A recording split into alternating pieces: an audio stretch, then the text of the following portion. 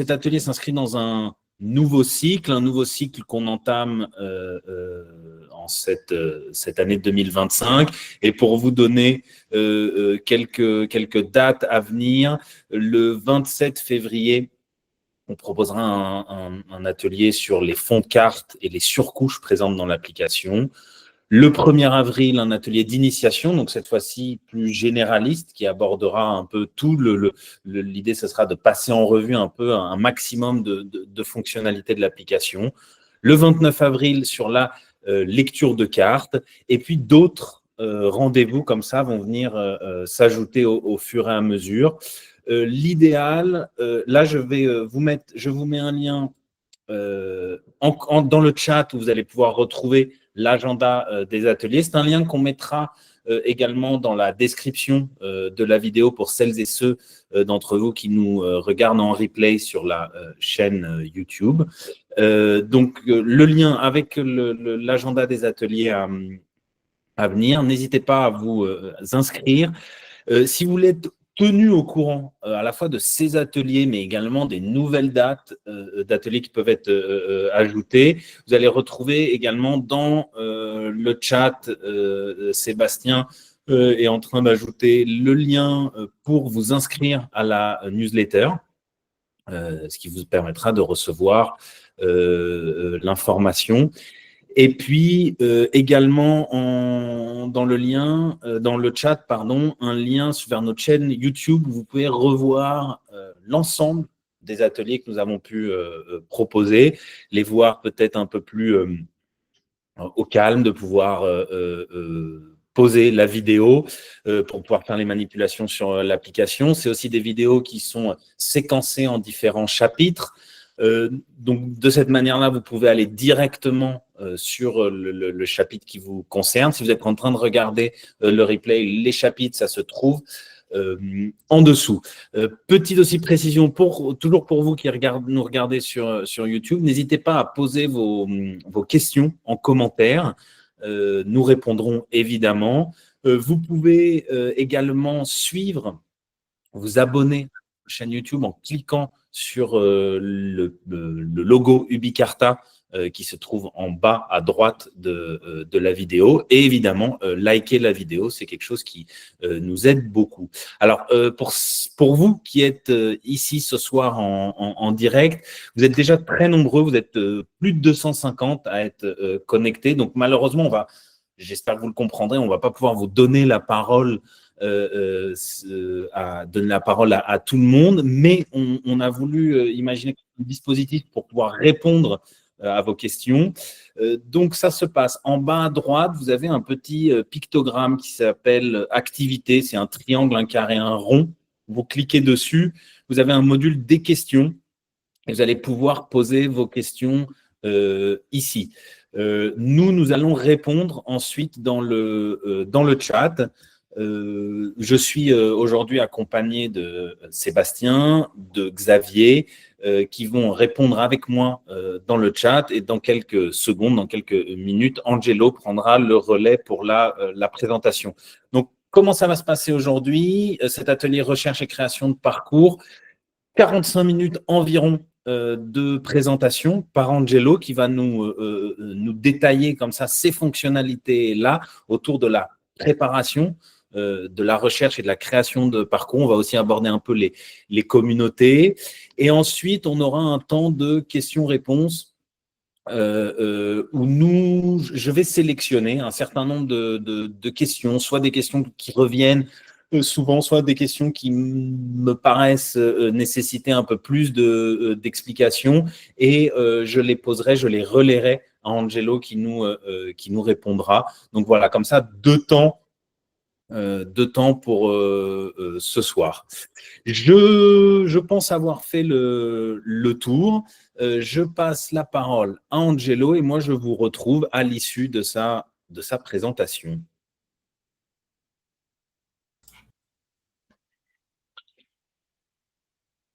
Alors, le temps qu'il se connecte. Un instant, alors, on va attendre Angelo. Donc là, voilà. ça y est, Il est Bonsoir à apte. tous, merci Alexandre. Donc je prends le relais pour continuer cette présentation. Je vais partager l'écran de mon téléphone puisque on va se concentrer aujourd'hui sur donc la recherche et la création principalement des parcours, mais on va aussi parler des points d'intérêt, parce que ça peut être intéressant justement de créer des points d'intérêt sur l'application pour pouvoir mieux se repérer. Et donc on va faire tout ça sur l'application mobile Hygiène Rando, sachant que nous allons proposer dans quelques mois un atelier un peu similaire qui va vous expliquer comment rechercher et créer des parcours sur le site internet hygiènerando.fr.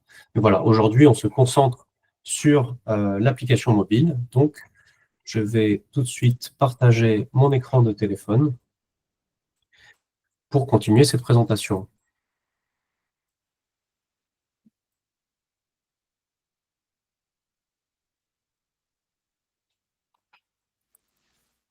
Donc voilà, vous voyez normalement la carte de France.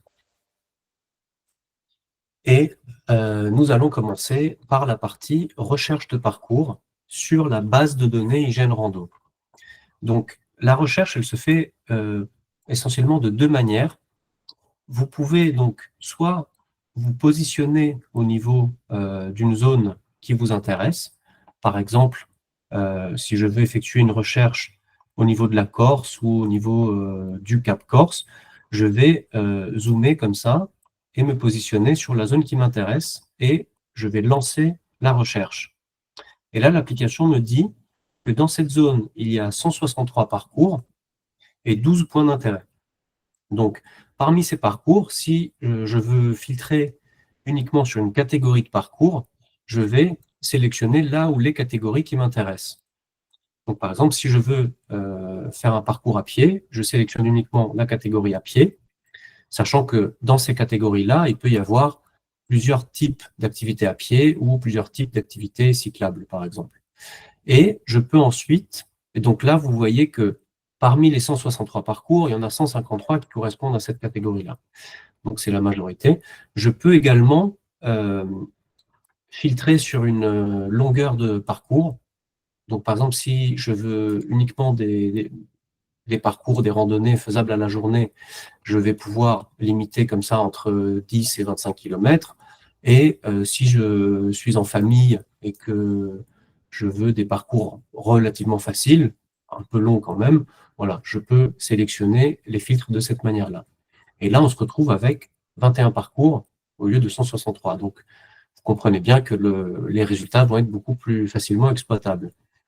Lorsque j'ai terminé ma sélection de filtres, je peux afficher les résultats, ce qui va me permettre de visualiser simultanément les points de départ des parcours sur ma carte et dessous, ici, sur la liste déroulante. Donc, dans la liste, on a une information qu'on n'a pas sur la carte qui est la longueur du parcours et on a également la difficulté. Alors, la difficulté, on l'a aussi avec un code couleur sur la carte, c'est-à-dire qu'on a en vert les parcours très faciles et en bleu les parcours faciles. Ensuite, pour faire une sélection, donc si on s'intéresse à une zone en particulier, ça va être intéressant de sélectionner directement depuis la carte. Si notre zone de recherche était relativement restreinte, on peut faire notre sélection dans la liste. Je vais vous montrer les deux possibilités. Donc, par exemple, si c'est le sentier des douaniers qui me paraît intéressant, je vais cliquer dessus directement sur la carte, ce qui va permettre d'afficher immédiatement le tracé de ce parcours. Ça va aussi le sélectionner dans la liste qui se trouve en partie basse de mon écran, ce qui va me permettre donc de connaître la longueur du parcours. Et évidemment, sur la carte, j'obtiens le tracé du parcours qui me donne une indication des points de passage de ce parcours. Évidemment, si je veux en savoir plus sur ce parcours, j'ai un bouton ici qui me permet d'ouvrir la description détaillée de ce parcours, dans laquelle on va obtenir donc une description plus détaillée, des informations sur l'auteur du parcours. Donc là, il se trouve que c'est Laurence qui a créé le parcours, et d'autres informations comme les coordonnées du point de départ et du point d'arrivée que nous allons pouvoir utiliser pour lancer une navigation, donc avec les applications de navigation du téléphone, comme Google Maps par exemple, pour rejoindre le point de départ ou le point d'arrivée du parcours. Donc ça, c'est pour l'onglet description de la fiche parcours. On a ensuite un onglet profil, dans lequel on va retrouver les informations d'altitude, donc les dénivelés positifs, négatifs, les altitudes maximales et minimales, et on a ce profil d'altitude, ici, qui nous permet de voir l'altitude en tout point du parcours, et de parcourir comme ça le parcours, et voir où se trouvent les éventuelles montées, raids, descentes, etc. Donc là, vous voyez, on a un point qui est quand même bien plus haut que le niveau de la mer, de ce sentier côtier. Donc, on le repère de cette manière-là. Et on peut aussi zoomer sur la carte, voir où il se trouve. Je vais revenir sur mes résultats de recherche pour vous montrer l'autre façon d'accéder aux résultats. Donc, comme je vous disais, on peut faire défiler cette liste. Et par exemple, si je veux voir plus d'informations sur ce sentier-là, je peux sélectionner donc un parcours directement depuis la liste. Et là, comme précédemment, on affiche le tracé du parcours et on peut aller voir la description. Si c'est un parcours qui m'intéresse pour aller randonner, j'ai deux options pour pouvoir le retrouver, l'utiliser immédiatement ou plus tard. J'ai ici un bouton bleu avec 3 points qui me donne accès aux actions liées au parcours. Donc, dans toutes les fiches parcours, vous retrouvez, donc là vous voyez qu'en plus de la description, on a des photos pour ce parcours. Donc ça aussi c'est une information qui est intéressante. Ça nous donne une idée des paysages qu'on va rencontrer le long de ce parcours. Je reviens en arrière. Et donc je disais que dans cette fiche parcours, on a toujours ce bouton bleu qui nous permet d'ouvrir la liste des actions liées au parcours. Donc là vous voyez que certaines actions sont grisées parce que le parcours n'est pas encore téléchargé. Et donc, si on parcourt ces différentes actions, on a d'abord l'ajout aux favoris. Donc, je vais le faire immédiatement. Ça permet de garder ce parcours dans mes favoris pour le retrouver plus tard ou pour le retrouver même sur un autre appareil sur lequel j'aurais connecté mon compte IGN Rando afin de l'utiliser sur un autre appareil ou le retrouver également sur le site internet ignrando.fr pour le visualiser sur le site. Donc là, le parcours, il est en favori. Vous voyez que certaines actions sont toujours grisées. C'est parce qu'il n'est pas encore téléchargé. Donc, si je veux utiliser ce parcours, soit immédiatement, soit ultérieurement, je vais devoir le télécharger. Une fois que le parcours est téléchargé, il va rester stocké dans la mémoire de mon appareil. Et même si je redémarre mon téléphone, je peux même mettre mon téléphone en mode avion, ou si je perds la connexion Internet, le parcours va continuer de s'afficher et lorsque je verrai ma position sur la carte, je verrai également le tracé du parcours, ce qui va me permettre de me repérer. Alors, c'est important quand même de distinguer le tracé du parcours du fond de carte. Donc, le tracé, c'est ce que vous voyez en rouge. Le fond de carte, c'est tout ce qui est autour et dessous, qui est donc un fond de carte IGN qui me permet de me repérer donc sur le parcours et à côté du parcours. Donc, si par exemple, pendant ma randonnée sur ce parcours, je décide d'emprunter ce sentier parce que j'imagine qu'il y a un point de vue et j'ai envie d'aller découvrir, la carte va m'être évidemment très utile.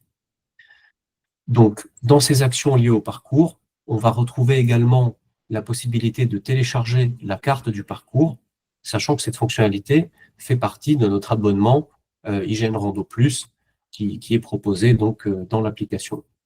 On va revenir plus tard, on va faire un récapitulatif à la fin de l'atelier sur les fonctionnalités de la version gratuite de l'application et les fonctionnalités de l'abonnement. Mais voilà, sachez que tout ce qui est lié au parcours pour ce qui concerne leur tracé, la recherche des parcours, la création, l'import et l'export des parcours, c'est dans la version gratuite de l'application, mais certaines fonctionnalités liées aux cartes sont dans l'abonnement. Là, si je ferme cette fiche parcours et je ferme ma recherche, vous allez voir que tous les autres parcours qui étaient affichés lors de cette recherche disparaissent, puisque j'ai fermé la recherche de parcours. Par contre, le parcours du Sentier des Crêtes, ici sur le Cap Corse, il est téléchargé, donc il va rester affiché sur mon appareil, sur ma carte, et il s'affichera en permanence, sauf si je décide de le cacher. Donc ça, on va le voir un petit peu plus tard. Comment est-ce qu'on peut afficher plusieurs parcours à la fois, en cacher certains pour avoir un affichage plus clair, etc. Donc, pour réactiver la fiche parcours, c'est très simple, c'est comme tout à l'heure, en fait, pendant la phase de recherche, il me suffit de cliquer sur le point de départ du parcours et j'ai ma fiche parcours qui s'ouvre à nouveau.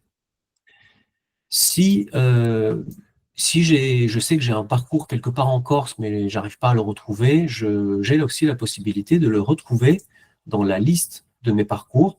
Donc, en allant ici dans la section données de l'application et dans les parcours hygiènerando.fr, puisque ce parcours vient de la base de données Hygiène Rando, je vais pouvoir ici filtrer par exemple sur mes favoris. Donc, on va revenir tout à l'heure sur la notion de filtre et de tri. Mais voilà, juste pour vous montrer rapidement que ce parcours, alors peut-être qu'il ne s'affiche pas encore.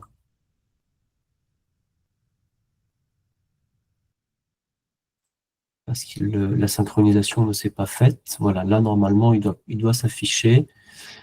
Et il est ici. Voilà, donc c'est le dernier parcours de ma liste de favoris, parce que là, mes favoris sont triés par ordre de proximité. Et donc, ce que je voulais vous dire, c'est que dans cette liste de parcours, je peux retrouver tous mes favoris et ouvrir leur fiche parcours depuis cette liste. Voilà donc pour la recherche de parcours depuis la carte. Je vous montre rapidement comment s'effectue une recherche de parcours en utilisant la recherche de lieu. Donc là, vous voyez qu'on a relancé une recherche au même endroit. Si je veux lancer une recherche à un autre endroit, par exemple, je veux lancer une recherche dans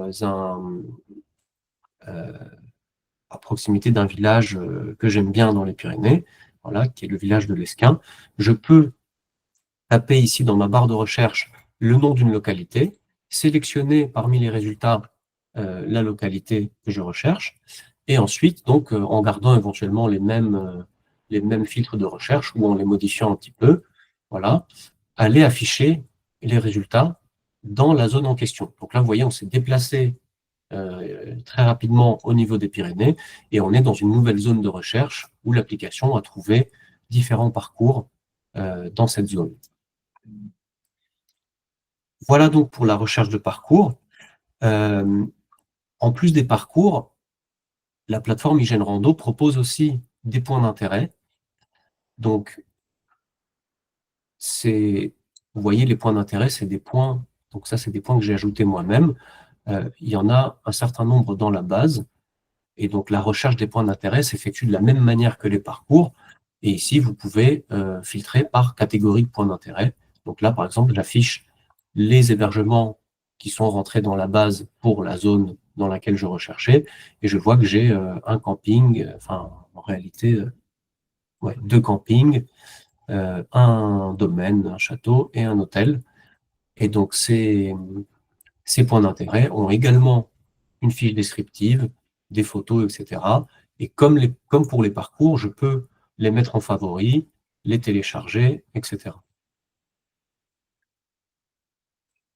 On va voir maintenant une notion qui est liée au parcours, qui est la notion de communauté. Je vais reprendre un parcours, je vais vous montrer la communauté que nous avons créée il y a quelques années chez Ubicarta pour mettre en avant certains parcours. Donc là, j'ai un parcours que j'ai créé sur la plateforme. Il est déjà téléchargé, donc je peux immédiatement y accéder. Et vous voyez qu'ici, j'ai donc la communauté, comme tout à l'heure où on avait Florence. Ici, on a une communauté professionnelle qui s'appelle Ubicarta. Et à partir de cette fiche communauté, j'ai la possibilité de retrouver tous les parcours qui ont été créés par cette communauté. Et donc là, vous voyez que les parcours s'affichent à la fois sur la carte et dans une liste qui se trouve en dessous. Et j'ai la possibilité, donc, de cette manière-là, d'aller voir à partir d'un parcours que j'ai trouvé en recherchant sur mon application, sur la carte, de retrouver d'autres parcours qui sont proposés par le même auteur, la même communauté. Et donc là, de la même façon que lors d'une recherche, je peux aller activer un parcours, voir son tracé et voir le tracé directement sur la carte. Vous voyez ici, on est en Chartreuse, voir sa description et utiliser le parcours comme on a fait précédemment.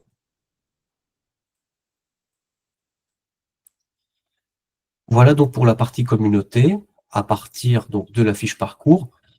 Toutes les communautés que vous allez suivre, donc ça c'est une étape que je ne vous ai pas montrée, mais je vais vous la montrer de suite.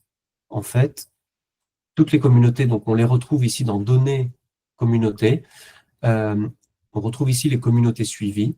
Donc là, moi j'ai un certain nombre de communautés qui sont dans ma liste de communautés suivies. En dessous, on a une liste de communautés suggérées. Donc ça, c'est nous qui mettons à jour cette liste de temps en temps pour mettre en avant soit des partenaires, soit des communautés que l'on souhaite mettre en avant. Et donc là, par exemple, vous voyez que les 2 dernières communautés, les 2 parcs nationaux, ne font pas partie de mes 2 communautés suivies. Donc, si ces 2 communautés m'intéressent, que je veux les mettre dans mes favoris, je vais ouvrir leur fiche. Et j'ai ici un bouton qui me permet de suivre la communauté. Et donc, une fois que j'ai fait ça, donc la communauté s'ajoute dans mes communautés suivies et je peux aller retrouver à tout moment tous les parcours proposés par cette communauté directement sur mon application. Voilà, je ne vais pas rentrer plus en détail dans les communautés. Sachez que vous avez tous la possibilité de créer une communauté en tant qu'utilisateur particulier de la plateforme Hygiène Rando. Cette fonctionnalité vous permet de partager plus facilement vos sorties, vos parcours, vos coups de cœur en randonnée, vélo ou autres activités de plein air avec vos amis, donc soit sous forme d'une communauté privée, soit avec une audience un peu plus large, avec une communauté publique qui pourra éventuellement être utilisée par des gens que vous ne connaissez pas afin de faire des sorties en plein air. On va voir maintenant. Donc, on a vu comment rechercher des parcours dans la base. On va voir maintenant comment on fait si on ne trouve pas un parcours qui nous convient dans la base Hygiène Rando. Donc, on va voir à la fois comment importer un parcours qui provient d'un site internet, par exemple, ou un parcours qu'un ami nous a envoyé. Et on va voir ensuite comment on peut créer nous-mêmes des parcours sur l'application. Donc, pour importer un parcours, on a 2 possibilités. Soit on va ici dans la section données de l'application et on va dans la partie parcours, on revient ici en arrière, on va dans les parcours sur l'application parce que c'est ici qu'on va importer un parcours et on appuie sur le bouton importer. Et là, donc l'appli va basculer sur mon gestionnaire de fichiers. Je vais choisir un parcours un petit peu au hasard. Voilà, j'en ai un sur l'île de Ré apparemment, dans ma liste. Je vais l'importer. Et là, je vois que c'est un parcours de 50 km sur l'île de Ré, a priori. Voilà, donc c'est un parcours qui fait tout le tour de l'île de Ré. Donc c'est a priori plutôt à faire à pied parce que certains de ces sentiers ne sont pas accessibles au vélo. Mais voilà, c'est un très grand tour de l'île de Ré, peut-être à faire plutôt sur 2 jours. Et c'est au départ de La Rochelle également. Donc voilà, pas forcément le meilleur parcours à faire sur l'île de Ré, mais voilà, ça nous permet de voir comment on peut importer un parcours sur l'application de manière très simple. Si j'efface ce parcours, voilà, ce que je veux vous montrer, c'est que on peut également donc importer un parcours depuis la mémoire de l'appareil. Donc là, je retrouve le même parcours ici tout en haut de mon écran dans le gestionnaire de fichiers de mon appareil. Donc c'est un fichier GPX, c'est le format le plus commun que vous allez retrouver à la fois sur toutes les plateformes de randonnée et sur d'autres sites internet, sur des blogs, etc. Et donc, voilà, vous pouvez télécharger un fichier GPX sur la mémoire de votre téléphone et ensuite aller sur votre gestionnaire de fichiers, appuyer dessus, et là, le téléphone va vous proposer là où les applications qui permettent d'ouvrir ce fichier. Donc, vous voyez, moi, j'en ai beaucoup parce que j'aime bien tester les différentes applications, y compris celles de nos concurrents. Et là, vous sélectionnez IGN Rando et on a la même fenêtre d'importation qui s'affiche et on importe le parcours exactement comme on a fait tout à l'heure. Il y a une troisième méthode pour importer des parcours qui est directement depuis une messagerie, depuis une application de mail, où en fait vous cliquez sur le fichier, sur la pièce jointe du mail ou sur le fichier dans votre messagerie, et le téléphone va vous proposer, de la même manière qu'on l'a vu ici, d'ouvrir le fichier GPX ou KML ou un autre format avec l'application IGN Rando. Et là, donc, avec ce parcours importé, on a la possibilité de faire à peu près les mêmes choses qu'avec un parcours qu'on a trouvé sur la plateforme IGN Rando, à la différence qu'on ne peut pas le mettre en favori parce qu'on a limité les favoris aux parcours qui sont créés sur la plateforme IGN Rando. Donc là, comme c'est un parcours qui n'existe pas encore sur la plateforme, on n'a pas la possibilité en l'état de le mettre en favori. Je vais vous montrer un peu plus tard comment on peut faire cela. Et on a la possibilité de l'exporter. Si on veut l'envoyer, par exemple, on peut utiliser le bouton export de l'appli. On a également la possibilité de le modifier. Donc, c'est ce qu'on va voir après avoir vu la création de parcours. On va voir qu'on peut modifier des parcours directement sur l'application. On peut évidemment le supprimer, comme on a vu précédemment. On a également ce bouton-là qui nous permet d'envoyer le parcours sur igenrando.fr, donc dans notre compte sur le site internet, afin de le sauvegarder et pouvoir l'utiliser comme on utilise les parcours de la plateforme, c'est-à-dire que le parcours aura une adresse internet, un lien internet. Ça va nous permettre de le partager avec d'autres personnes plus facilement. Plutôt que de leur envoyer des fichiers, on aura un lien internet qui permettra de partager le parcours. Ça permet, si on a une communauté, évidemment, de l'ajouter à notre communauté, etc. Et ça permet aussi, évidemment, de faire une sauvegarde de notre parcours afin qu'il ne soit pas perdu si jamais on perd son téléphone ou on l'efface par mégarde, etc. On a ici aussi la possibilité de télécharger la carte du parcours. Donc ça, c'est une fonctionnalité sur laquelle on va revenir un peu plus tard dans l'atelier. Et voilà, après, il y a deux fonctionnalités un peu plus expertes dans lesquelles on ne va pas rentrer. Mais voilà, sachez que la dernière action liée au parcours, c'est le fait de démarrer le guidage. Donc ça va permettre de lancer un guidage le long du parcours. Donc ça, c'est lorsque vous êtes arrivé au point de départ du parcours ou alors vous êtes sur le parcours, vous avez la possibilité de lancer la fonctionnalité de guidage qui va vous indiquer en permanence si vous êtes bien sur le parcours ou si vous en êtes sorti et qui vous alertera avec une vibration et un son si vous avez quitté le parcours afin de vous inviter à y retourner. Voilà donc pour la fonctionnalité d'importation des parcours. On va voir maintenant la fonctionnalité de création de parcours. Donc la création, c'est très utile si on est dans une zone où on a envie de faire de la randonnée, on a fait une recherche des parcours qui se trouvent dans la base de données, on n'a pas trouvé un parcours qui nous intéresse, ou alors le parcours qu'on a trouvé ne correspond pas tout à fait à ce qu'on veut faire, c'est-à-dire qu'on veut partir du même point de départ ici, mais on ne veut pas aller aussi loin, par exemple, ou on veut ici emprunter un autre sentier. Là, la meilleure option, ça va être de créer un nouveau parcours nous-mêmes, en suivant éventuellement en partie un parcours existant, en tout cas de préférence en suivant des sentiers qui se trouvent sur les cartes IGN, afin de ne pas partir non plus à l'inconnu. Et on va voir comment ça se présente sur l'application.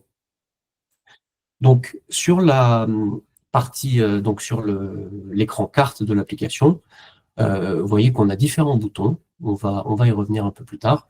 En bas à droite, on a les deux boutons les plus importants, les plus utilisés. On a un premier bouton qui permet de recentrer sur notre position et un deuxième, en bleu, qui permet de lancer toutes les actions liées à la carte.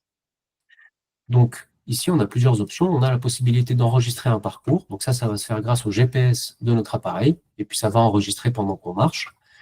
Et on a la possibilité de créer un parcours manuellement. On verra dans quelques minutes également la création d'un point d'intérêt.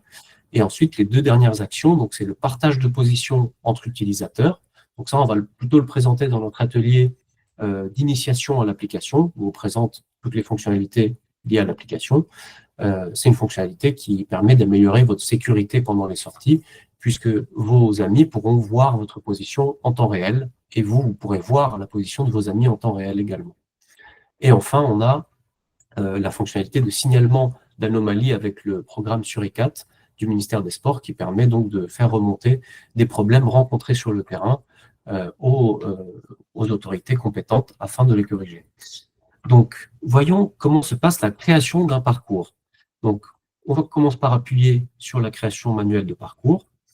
Et là, vous voyez qu'on a une croix rouge qui s'affiche au centre de la carte et qui va nous permettre de placer d'abord notre point de départ, puis les points de passage de notre parcours.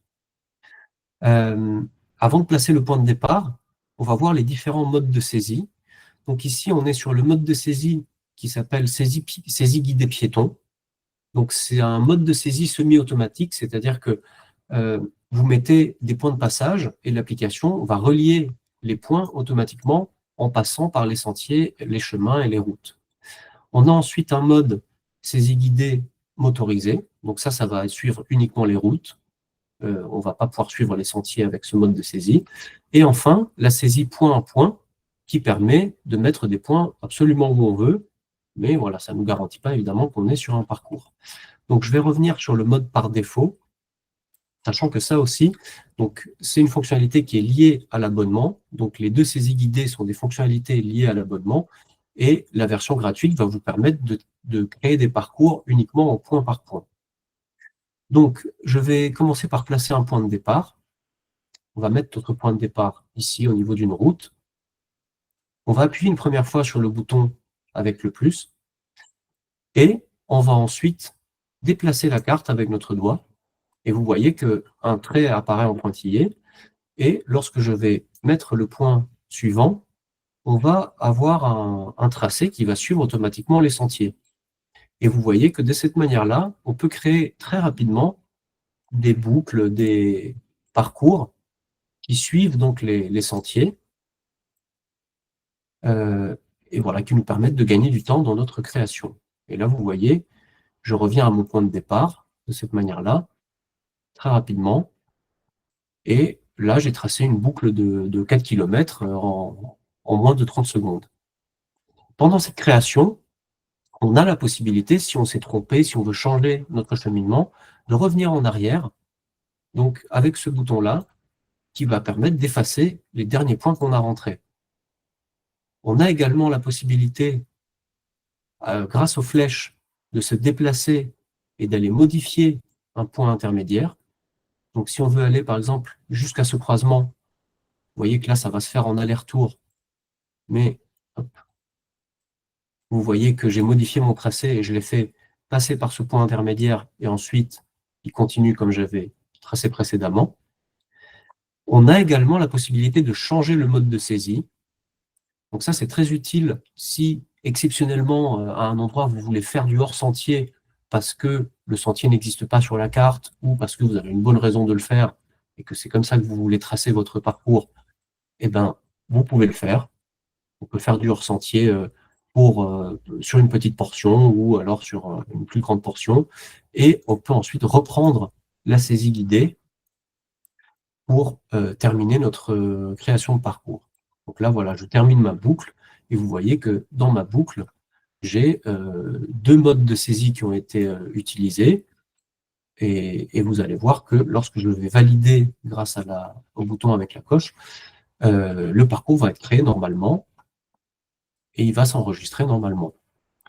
Et comme je vous disais tout à l'heure, donc ça c'est valable pour les parcours que vous avez créés vous-même ou les parcours que vous avez importés dans l'application, on a la possibilité, donc, en accédant d'abord à la fiche parcours, puis au bouton d'action en bas à droite, de modifier le tracé d'un parcours. Donc, ici, on a l'écran d'édition des informations du parcours sur lequel on peut modifier, par exemple, la couleur, l'opacité du trait, etc. également le titre, la description, l'activité. On a également la possibilité de modifier le tracé. Et donc là, vous voyez que je repasse en mode édition et je peux me déplacer vers un point que j'ai rentré tout à l'heure. Donc si par exemple, ce détour, je n'ai plus envie de le faire, je me déplace jusqu'à ce point et je supprime. Ah, là, j'ai supprimé un peu trop, malheureusement. Donc je vais annuler pour annuler les modifications. Et on va tester une autre modification, juste pour vous montrer le principe. Par exemple, la section qui était en hors sentier, si je veux la supprimer, vous voyez, je vais le faire de cette manière-là. Il faut que je supprime encore un point, qui est probablement celui-là. Voilà. Et là, j'ai supprimé la partie qui était en saisie point à point. Et là, si je valide mon parcours, on va en profiter pour changer également la couleur. Voilà, ce qu'on avait annulé tout à l'heure. Et là, vous voyez que j'ai modifié mon parcours en modifiant cette portion. Et mon parcours est enregistré sous sa nouvelle forme, son nouveau tracé. Voilà donc pour la modification. J'en profite pour vous montrer une fonctionnalité qui est intéressante pour les modifications un peu plus conséquentes. Donc là, on va se mettre, par exemple, supposons que ce tracé sur l'île de Ré, imaginons que je l'ai fait en enregistrant avec mon téléphone, donc pendant plusieurs heures, et que finalement, la partie du pont ici, c'est une partie que j'ai faite en voiture et que je n'ai pas envie de garder cette partie dans mon parcours enregistré en tant que randonnée pédestre. Donc dans ce cas-là, ce que je peux faire, c'est modifier le parcours. Et dans la modification, comme le parcours comporte plusieurs dizaines ou centaines de points, j'ai la possibilité, lorsque je supprime des points, plutôt que de les supprimer un par un, vous voyez que c'est très, très lent et fastidieux. Voilà, ça va être très long si j'appuie un millier de fois pour supprimer tous les points du parcours. J'ai la possibilité, donc je vais dézoomer un peu pour mieux vous montrer ça, j'ai la possibilité de rester appuyé sur le bouton de suppression des points et de supprimer de cette manière-là plusieurs dizaines de points par seconde, ce qui va me permettre donc de supprimer toute cette partie route que je ne souhaitais pas garder. Donc là, je vais le faire un petit peu rapidement, c'est juste pour le principe. Donc là, j'ai supprimé la fin du parcours. Là, je vais vous montrer comment aller rapidement vers le point de départ du parcours. Donc là, on reste appuyé sur la flèche de gauche qui nous permet d'aller jusqu'au point de départ du parcours. Et là, je vais faire exactement la même chose.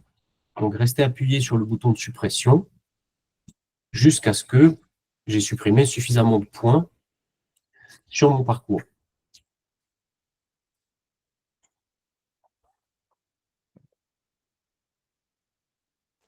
Donc, vous voyez que ça prend un tout petit peu de temps. On a fait exprès de ne pas mettre une vitesse trop rapide qui supprimerait en quelques secondes tout le parcours. Mais voilà, j'ai modifié mon parcours suffisamment pour qu'il corresponde à ce que j'ai fait réellement à pied, on va dire. Et donc là, on est passé de 50 km à 35. Donc vous voyez, c'est une modification qui est conséquente. Là, on a un parcours qui comporte probablement 3, 4, 5 000 points. Donc, grâce à cette fonctionnalité qui permet de rester appuyé sur les boutons de déplacement ou de suppression, on a la possibilité de modifier rapidement les parcours. On va voir maintenant la création des points d'intérêt, comme je vous disais tout à l'heure. Donc, très rapidement, là, on va trouver un point intéressant sur l'île de Ré pour le marquer. Voilà, ça peut être le château ici, la citadelle qui se trouve à Saint-Pierre. Donc, grâce au bouton « Créer un point d'intérêt », comme pour la création de parcours, on a une croix rouge qui s'affiche, qui nous permet d'ajouter un point d'intérêt très précisément sur notre carte. Vous voyez, on peut se placer vraiment à quelques mètres près. Et donc, j'appuie sur le bouton de création et je vais ensuite choisir mon titre, ma description et la catégorie du point d'intérêt. Donc voilà, là, je vais marquer c'est un château, sachant que on a également la possibilité de définir les coordonnées d'un point dans différents formats, si on veut rentrer des points, non pas manuellement sur la carte, mais à partir de coordonnées que l'on connaît déjà. Donc, soit en mètres UTM, soit en degrés, sous 3 différents formats. Donc, si je veux modifier les coordonnées, vous voyez que la modification se fait en temps réel sur la carte. Et j'ai la possibilité de rentrer très précisément mes points d'intérêt de cette manière-là. Pour enregistrer mon point d'intérêt, j'appuie simplement sur le bouton qui se trouve en bas. Et là, ça y est, mon point d'intérêt est enregistré. Je peux soit continuer à créer des points d'intérêt avec ce bouton-là, soit, grâce au X qui se trouve en haut à gauche, sortir de ce mode de création de points d'intérêt.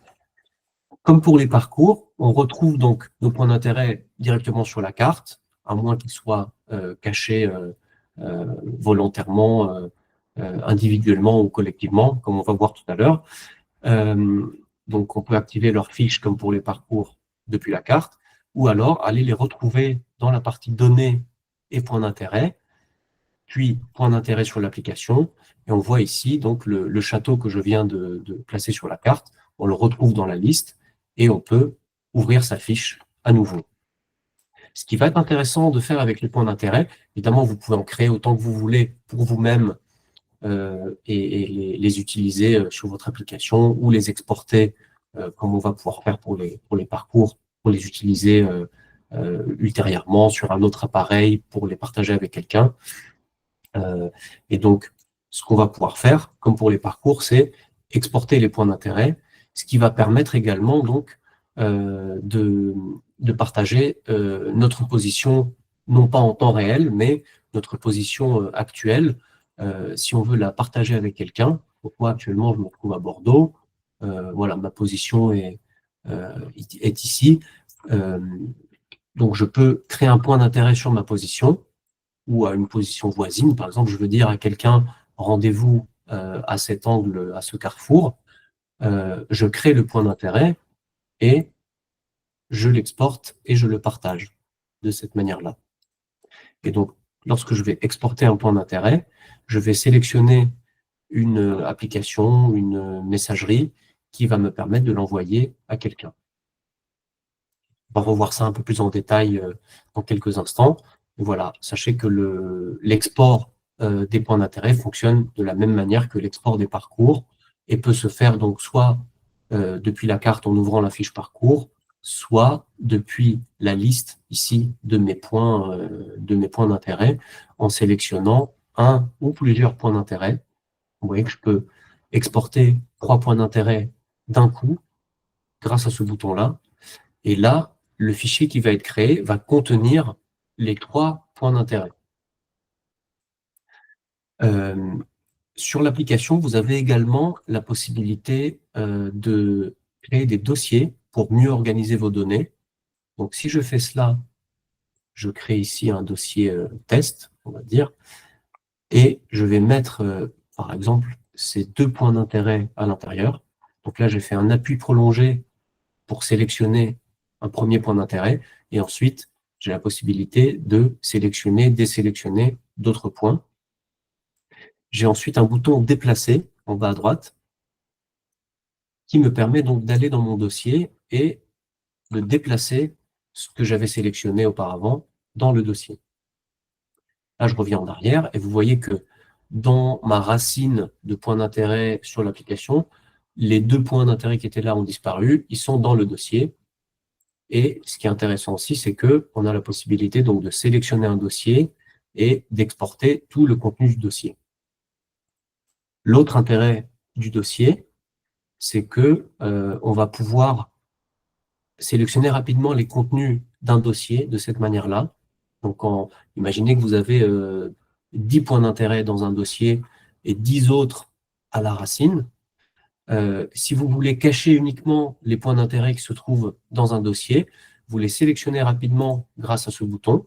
Donc, là, pour lancer la sélection, soit je clique ici sur sélectionner et ensuite ici, soit je fais un appui prolongé sur un des éléments et j'ai la possibilité ici de cacher les points d'intérêt. Voilà, l'intérêt du dossier est aussi de pouvoir sélectionner plusieurs éléments en même temps, pas forcément tous nos points d'intérêt, mais uniquement une partie, et de faire cette opération de afficher, cacher ou supprimer plusieurs points en même temps, etc. On va revenir dessus pour vous montrer toutes ces fonctionnalités, y compris pour les parcours, un peu plus tard dans l'atelier. On va voir maintenant les exports qui concernent les parcours. En fin de compte, ça ressemble beaucoup à ce qu'on a fait pour les points d'intérêt. Donc, si vous voulez faire une sélection de parcours, vous appuyez ici sur sélectionner et vous sélectionnez donc les 2 parcours avec lesquels on travaillait précédemment et vous pouvez les exporter. On a également la possibilité d'en exporter un seul, évidemment. Ici, les formats sont les mêmes, donc on a les 2 formats classiques, GPX, KML, et on a un troisième format qui est le fichier zip. Ça permet en fait de garder toute l'arborescence que vous aurez créée, par exemple en créant des dossiers. Si vous exportez les parcours ou les points d'intérêt en GPX ou en KML, vous allez tous les exporter, mais vous perdez cette arborescence. Donc, si l'arborescence est importante pour vous, on vous conseille d'utiliser le format zip, soit pour faire des sauvegardes de vos données, soit pour les partager avec quelqu'un qui va du coup retrouver cette arborescence sur son application. Donc, comme pour les points d'intérêt, on a cette possibilité donc d'exporter un ou plusieurs parcours depuis la liste. On a également la possibilité de faire la même chose depuis la carte. Donc, par exemple, ici à La Rochelle, ce parcours que j'ai modifié tout à l'heure, je peux donc ouvrir sa fiche parcours depuis la carte, appuyer sur le bouton d'action ici sur la fiche parcours et faire exporter le parcours. Et là, évidemment, ça exporte un seul parcours. Voilà donc pour la fonctionnalité d'exportation. Donc, on a vu qu'on peut exporter les parcours et les points d'intérêt soit individuellement, soit de manière plus massive. On va voir maintenant le téléchargement des cartes le long d'un parcours. Donc, pour aller un petit peu plus vite, je vais revenir sur mes parcours en Corse qui sont un petit peu plus courts. Et on va voir qu'on peut lancer ce téléchargement des cartes à la fois pour les parcours de la plateforme et pour les parcours qu'on a créés nous-mêmes. Donc là, par exemple, pour le parcours du Sentier des Crêtes, on appuie sur notre bouton d'action et on lance ici le téléchargement des cartes grâce à ce bouton. Et là, l'appli va nous demander déjà, est-ce qu'on veut tous les niveaux de détail disponibles ou pas. Donc là, c'est à vous de décider si vous voulez vraiment pouvoir zoomer à fond, au maximum, dans la zone du parcours ou pas. Sachez que ce n'est pas forcément nécessaire parce que si vous décochez cet interrupteur, le niveau de précision est déjà suffisant. Et ensuite, on sélectionne les fonds de carte qu'on souhaite télécharger pour ce parcours. Donc là, nous, depuis le début, on est sur le plan IGN, qui est une des cartes, un des fonds de carte de la version gratuite. Voilà, là, avec mon abonnement, j'ai la possibilité de télécharger donc les fonds de carte et j'ai la possibilité aussi d'utiliser les fonds de carte topographiques de l'IGN. Et donc, je vais en profiter pour télécharger, donc, en plus du plan IGN, le fonds IGN multi-échelle. Et voilà, quand j'ai terminé ma sélection, donc on peut télécharger tous les fonds de carte et les surcouches que nous proposons. Lorsque j'ai terminé ma sélection, je lance le téléchargement de la carte avec ce bouton. Et là, vous voyez que j'ai une petite icône de notification qui m'avertit qu'un téléchargement est en cours. Là, le téléchargement s'est terminé.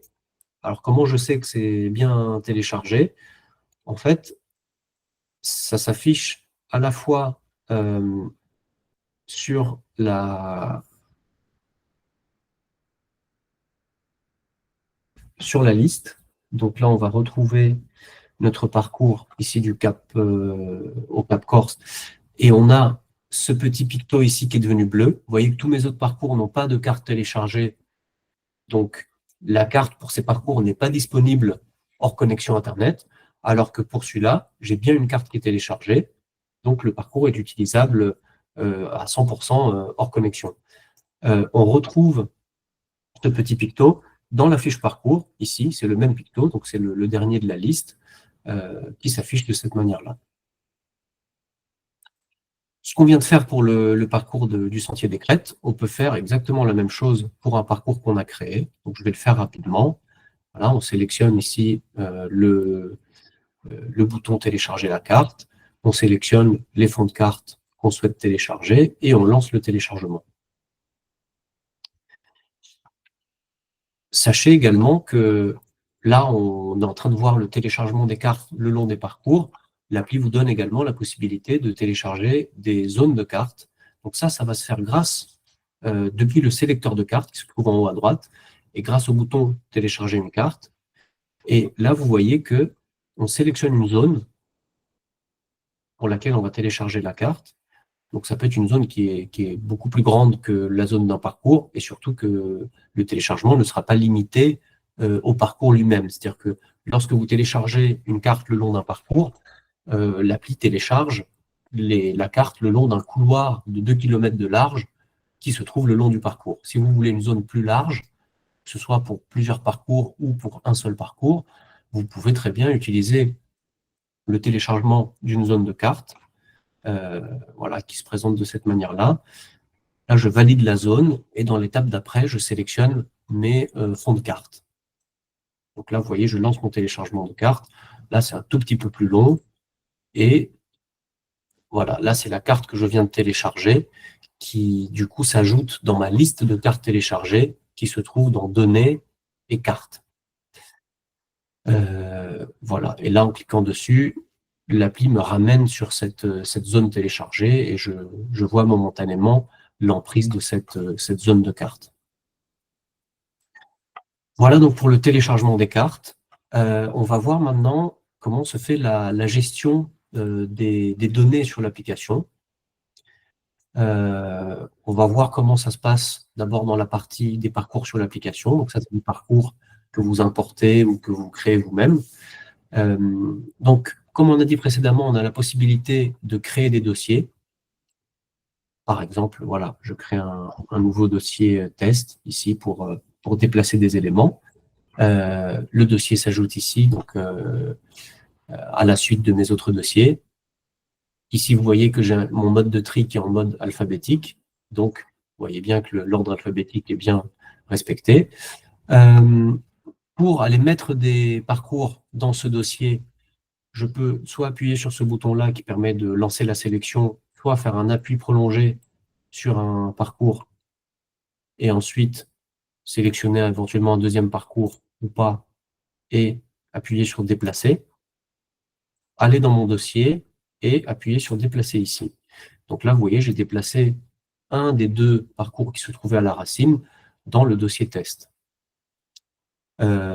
Voilà. Comme j'ai dit tout à l'heure, on a la possibilité d'exporter tous les contenus d'un dossier ou même de plusieurs dossiers en même temps. Donc là, je peux exporter, en réalité, je peux exporter tous les contenus de mon téléphone, de la partie parcours sur l'application en tout cas, en une fois et dans un seul fichier. Voilà, comme je disais précédemment, le fait de mettre des éléments dans un dossier, ça permet également de supprimer massivement plusieurs parcours, plusieurs points d'intérêt. On a également la possibilité de renommer le nom du dossier. Donc voilà, ici j'ai changé le nom du dossier, par exemple. Et comme on a vu précédemment, donc, on peut sélectionner les contenus d'un dossier et les cacher tous en même temps ou les afficher tous en même temps s'ils sont déjà cachés, comme on voit ici. Exporter une sélection qui se trouve uniquement à l'intérieur d'un dossier, etc. Une autre particularité, donc on va voir un peu les modes de tri. Donc là, on était sur le tri alphabétique. On peut les trier dans un mode à l'envers, donc dans l'ordre alphabétique inverse. On peut les trier par plus récent ou plus ancien, par longueur également. Par exemple, si je... hop, ici, non, là, j'en ai qu'un. On va aller dans les autres. On va voir qu'on peut les classer également par longueur. Donc là, j'affiche d'abord les parcours les plus longs ou alors, hop, ça, voilà. Là, j'affiche d'abord les parcours les plus longs et j'ai la possibilité d'afficher les parcours les plus courts. Et ce qui est surtout très intéressant, comme on a vu précédemment, donc pour mes favoris, on a la possibilité d'afficher d'abord les parcours les plus proches de moi. Donc ça va être plus parlant si on le fait ici. Donc ça, c'est les parcours que j'ai, les parcours de la plateforme. Donc là, on voit que si on les trie par ordre de proximité, on a d'abord un parcours en Dordogne, puis dans les Pyrénées, puis des parcours dans les Alpes, etc. Et ici, évidemment, on a également la possibilité de trier en ordre alphabétique. Et on a également des filtres qui nous permettent donc d'afficher uniquement les parcours visibles, par exemple. Donc, si j'ai caché certains parcours, par exemple, en faisant ça, hop, vous voyez que ces parcours qui sont cachés ne s'affichent plus dans mon filtre de parcours visible. Et j'ai également la possibilité de trier par activité. Alors là, il se trouve qu'on n'en a qu'une, donc c'est un peu moins parlant. Je vais voir. Je relance mon appli.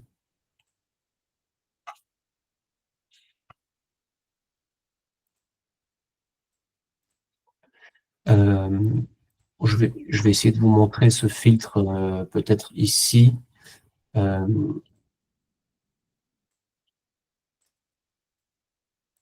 Si je modifie la catégorie d'un parcours, je vais le passer en VTT par exemple.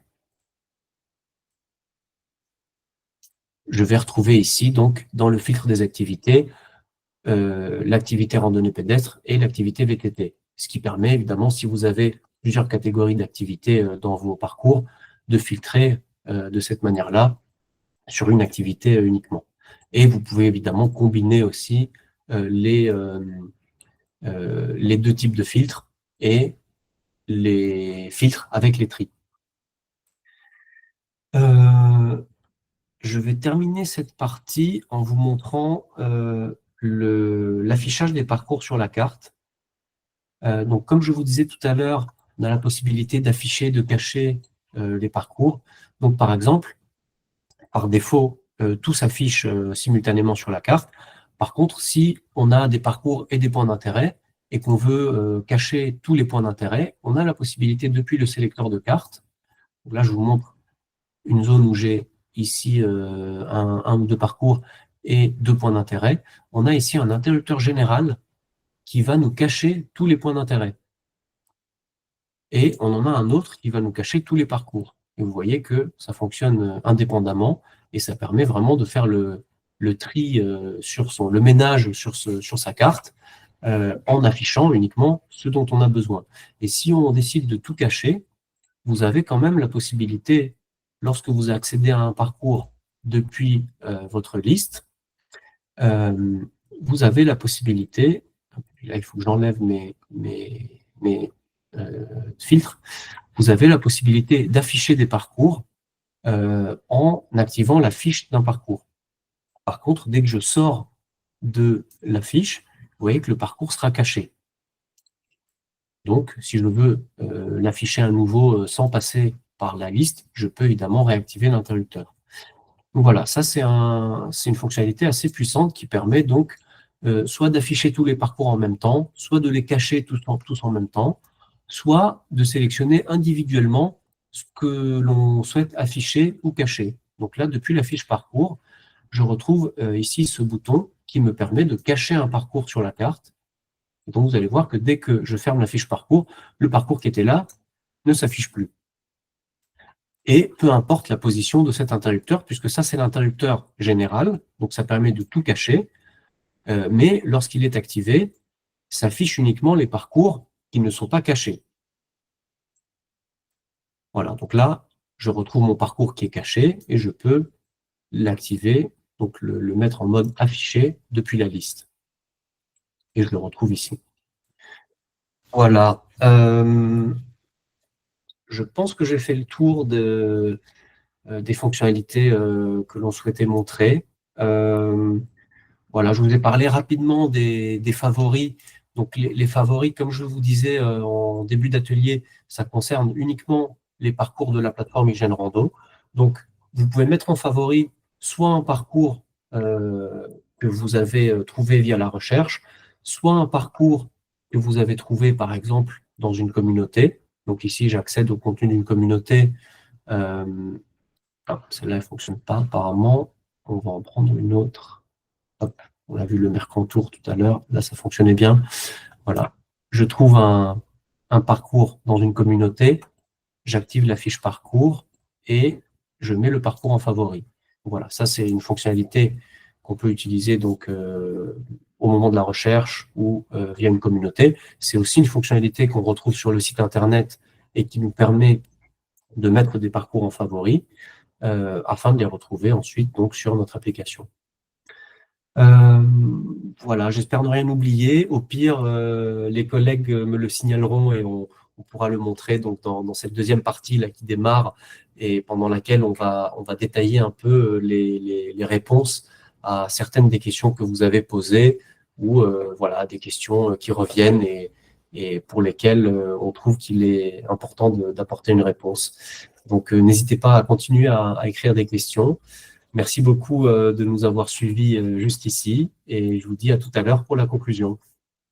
Merci Angelo. À tout de suite même parce qu'on continue. Avant de passer aux questions, plusieurs petites choses. Déjà, vous avez été plus de 300 à être connectés, donc on est à nouveau très content de vous voir si nombreux. Et tant que vous allez être nombreux à vous connecter, on va continuer à proposer ces ateliers. D'ailleurs, n'hésitez pas à nous laisser un avis sur les stores, sur le Google Play Store et sur l'App Store. C'est quelque chose qui nous aide beaucoup, sachant qu'actuellement, notre note sur les deux stores est d'environ 4,5. Donc, les 5 étoiles vont vont augmenter la note de l'application et 4 étoiles et en dessous vont faire baisser la note de l'application. Mais voilà, c'est quelque chose qui nous aide beaucoup.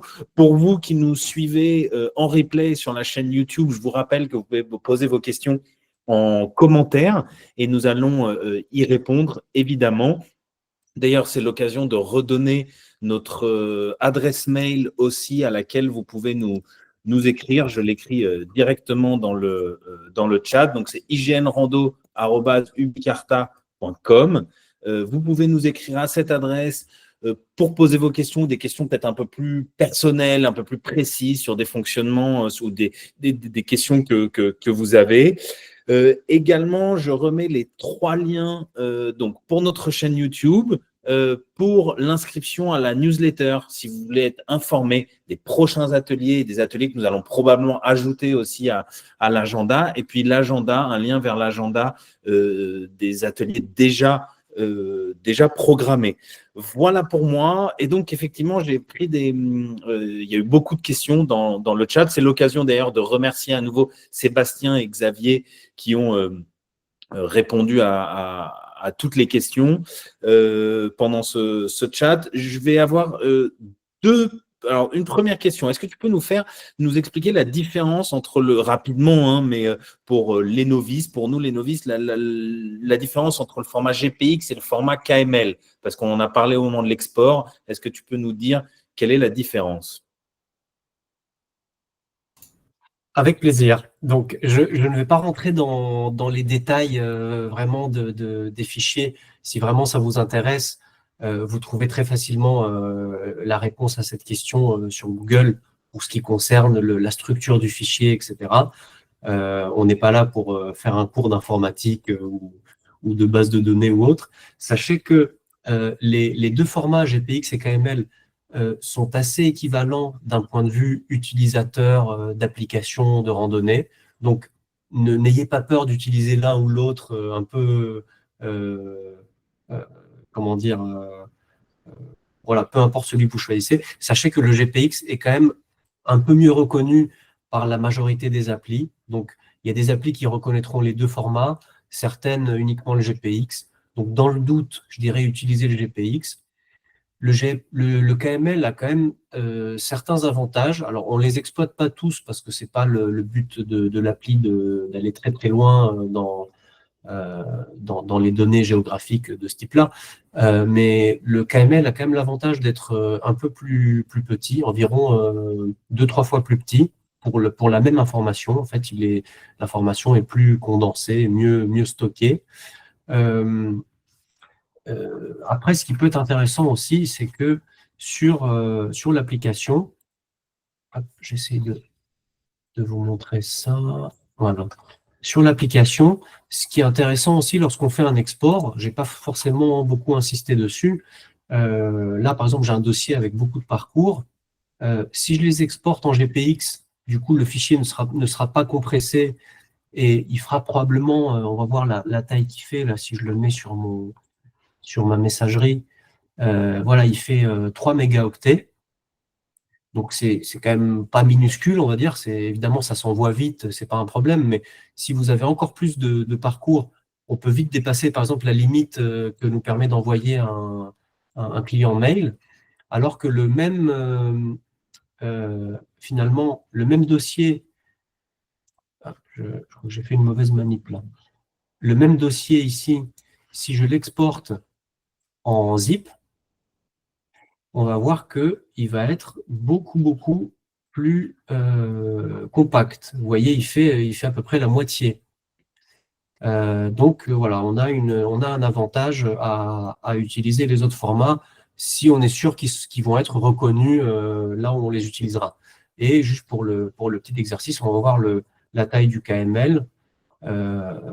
Ça devrait être similaire à celle du zip. Ouais, voilà. Bon, la différence n'est pas flagrante, probablement parce qu'il y a beaucoup de parcours. Si on a un seul parcours, l'économie est un peu plus importante entre le GPX et le KML. Merci beaucoup, Angelo. Une question intermédiaire à laquelle je vais répondre très rapidement. Beaucoup de personnes se posent la question de savoir si ils vont avoir accès aux questions qu'ils ont posées, etc. Les réponses qu'on a données dans le chat. Donc, je vous mets en lien à l'instant un lien vers les FAQ des ateliers. C'est un document que nous avons édité suite aux questions. On a essayé de compiler un peu les questions de tous les ateliers. Donc, il n'y aura pas nécessairement les questions d'aujourd'hui, mais il y en a plusieurs qui reviennent quand même très régulièrement. Donc, c'est une mine d'informations. Vous allez avoir beaucoup de choses à cet endroit. C'est aussi un fichier que nous allons mettre à jour, mais sa mise à jour prend un peu de temps. Elle n'est pas instantanée. Donc, voilà, ce fichier est une bonne ressource pour retrouver quand même beaucoup de questions et beaucoup des réponses que nous donnons. Une autre question qui revient, je vais en avoir deux autres, des questions pour toi, Angelo. La première, c'est est-ce que tu peux nous montrer la fonctionnalité, les possibilités qui sont données pour sélectionner plusieurs parcours en même temps et pour ensuite, par exemple, les exporter ou les afficher, les cacher, etc. Enfin, comment est-ce qu'on fait des actions sur plusieurs parcours ou plusieurs dossiers en même temps quand on a beaucoup de données à gérer dans notre application Hygiène Rando. Effectivement, je suis peut-être allé un petit peu vite sur cette partie. Donc là, je reviens dans mes parcours sur l'application. C'est là où j'en ai le plus. On voit qu'ici, on a plusieurs dossiers qui contiennent chacun des parcours et un parcours tout seul à la fin. Donc, deux possibilités pour sélectionner des parcours ou des dossiers. Soit on fait un appui prolongé sur un élément, ça le sélectionne immédiatement et ensuite on peut sélectionner d'autres éléments pour les ajouter à la sélection, ce qui va nous permettre soit de supprimer tous ces éléments en même temps, soit de les exporter tous ensemble, soit de les déplacer dans un autre dossier. Tu as le petit bouton tout aussi tout en haut pour voilà. me permet. Merci Alexandre. Si on veut sélectionner absolument tous ces contenus, donc tous ces parcours, tous les parcours qui se trouvent dans le dossier parcours sur l'application, on a la possibilité d'appuyer sur ce petit bouton-là, le bouton tout, qui sélectionne tout. Et si on reclique dessus, évidemment, ça désélectionne tout et on annule notre sélection. La deuxième option pour sélectionner des éléments, c'est en appuyant d'abord sur ce bouton sélectionner et de faire ensuite sa sélection de cette manière-là. Ok, merci beaucoup. Une question maintenant concernant les parcours, je dirais, en itinérance ou en tout cas quand on a plusieurs étapes à gérer. On part à vélo, en bikepacking ou un parcours en itinérance dans les Pyrénées, tiens, par exemple, ou en Corse, sur plusieurs jours. Comment est-ce qu'on peut utiliser l'application Hygiène Rando au mieux pour gérer ces différentes étapes? Est-ce que tu peux nous montrer ça? Alors, j'ai justement préparé un petit serpent ici dans les Pyrénées. Je ne vais pas pouvoir vous proposer quelque chose en Corse aujourd'hui.